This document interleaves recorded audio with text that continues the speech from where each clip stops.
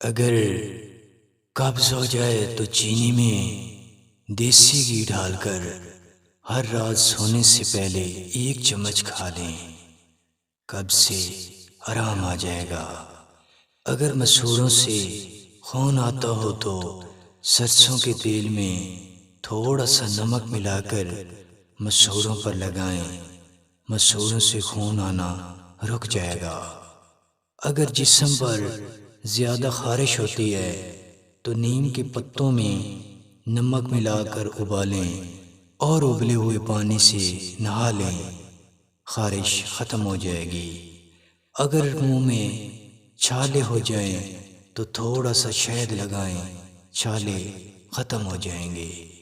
اگر سردیوں میں ہونٹ پھٹ جائیں تو روزانہ دیسی مکھن ہونٹوں پر لگائیں، ہونٹ ٹھیک ہو جائیں گے۔